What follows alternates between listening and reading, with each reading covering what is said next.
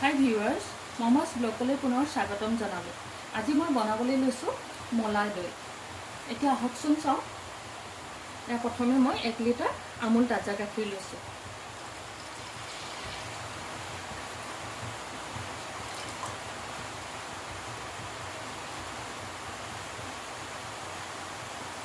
গাখীৰখিনি গৰম কৰি মই ডাঠ কৰি লম।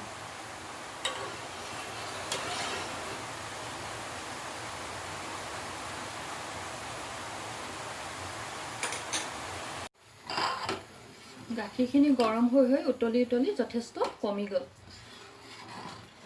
আৰু ডাঠো হৈছে। এতিয়া তাতে মই এই বাটিটোৰে চেনি বাটি দি দিছো। এতিয়া ভালদৰে লৰাই দিম।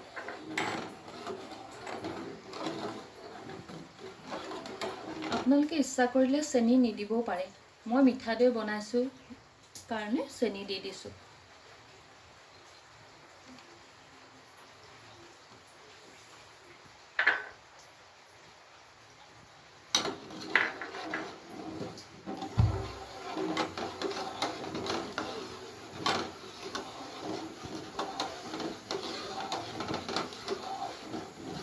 প্ৰায় 20 মিনিট মান এদৰে গাখীৰখিনি গৰম হৈ আৰু অলপ ডাঠ হ'বলৈ দিম। যিমানে ডাঠ হয় সিমানে ভাল হয়। গাখীৰখিনি ডাঠ হয় আৰু খাবলৈও ভাল হয়।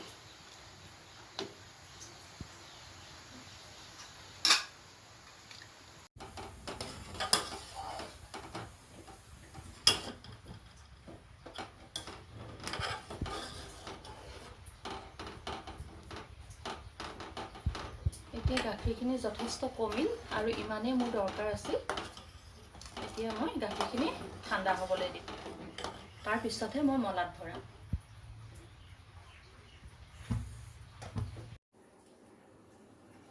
এতিয়া মোৰ গাখীৰখিনি সম্পূৰ্ণ ঠাণ্ডা হ'ল। এতিয়া মলাত ভৰোৱাৰ আগতে মই আৰু এটা কাম কৰিম। আগৰ দৈ অলপ আছিল তাৰে মই ইয়াত দি দিম।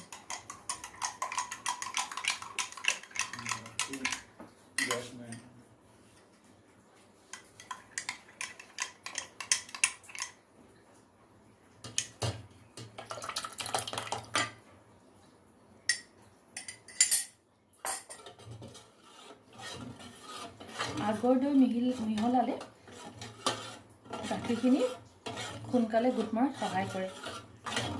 যদি নাই আপোনালোকে নিদিবও পাৰে, দৈ হ'বই। ভালদৰে মিহলাই দিম।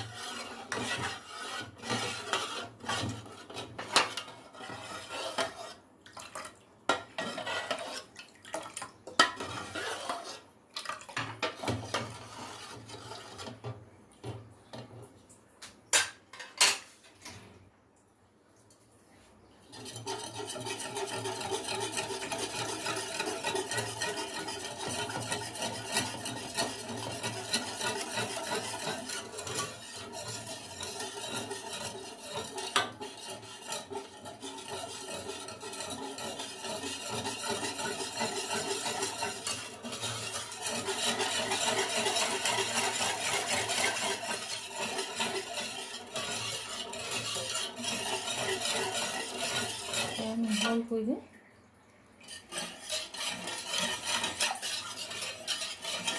পুৰা দৈখিনি ভালদৰে মিলি গ'ল।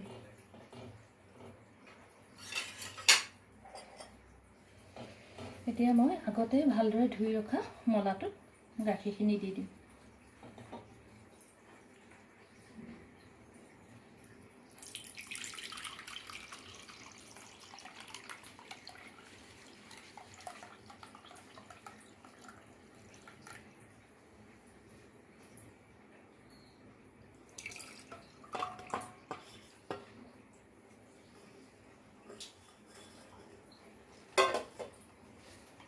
এতিয়া ভালদৰে ঢাকন লগাই 7-8 ঘণ্টামানৰ কাৰণে এডোখৰ গৰম জেগাত ৰাখি থম আৰু লৰচৰ কৰিব নালাগিব। এতিয়া 8 ঘণ্টা হৈ গ'ল। আহকচোন চাওঁ দৈখিনি কেনেকুৱা হ'ল।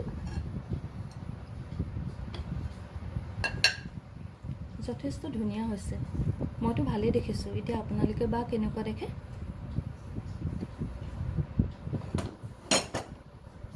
এতিয়া ইয়াতে মই ড্ৰাই ফ্ৰুটছ অলপ ডেকৰেট কৰি দিম।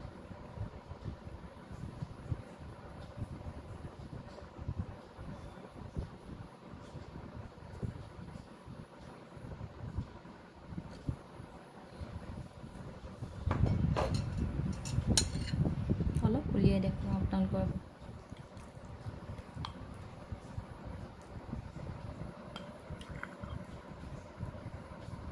ইয়াৰো অলপ দেখুৱাম।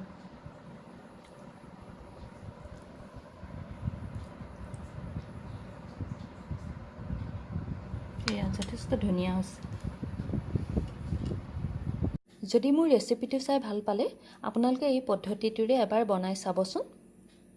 লাইক, শ্বেয়াৰ আৰু ছাবস্ক্ৰাইব এটা কৰি দিব, যাতে মই আগলৈ আৰু নতুন নতুন ৰেচিপি আপোনালোকৰ আগলৈ আনিব পাৰোঁ। ধন্যবাদ।